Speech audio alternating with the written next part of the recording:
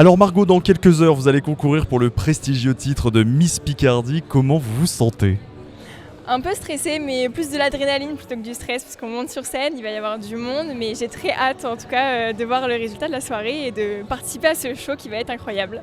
Un show en tout cas qui s'avère évidemment incroyable à l'Hélispace de Beauvais. Parmi les 14 candidates, Margot, vous avez été choisie, vous avez même choisi le droit en cursus de formation, mais pourquoi vous avez choisi le droit ?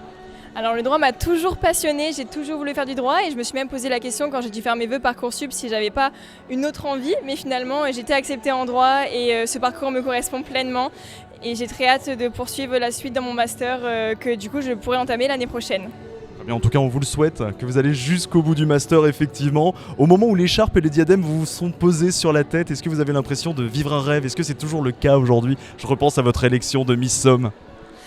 Alors on réalise pas toujours en fait, quand on est vraiment devant Marina qui vous remet l'écharpe ou Miss France qui vous remet l'écharpe, c'est très compliqué de réaliser et personnellement moi pour Miss Somme ça a été le cas, j'ai plus réalisé le lendemain quand je me suis réveillée et que l'écharpe était chez moi, ce qui était très drôle, mais le soir de l'élection tout va très vite, on se rend pas compte de ce qui se passe et on réalise pas tellement le soir même.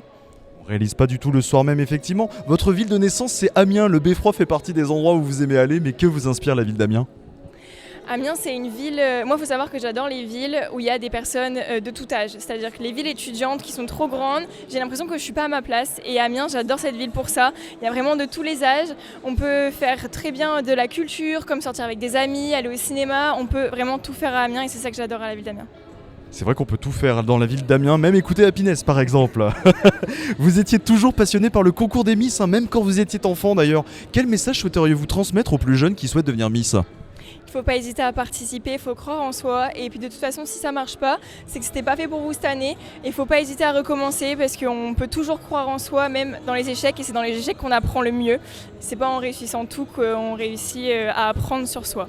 C'est parfait, merci beaucoup en tout cas Margot Delatte, Miss Somme.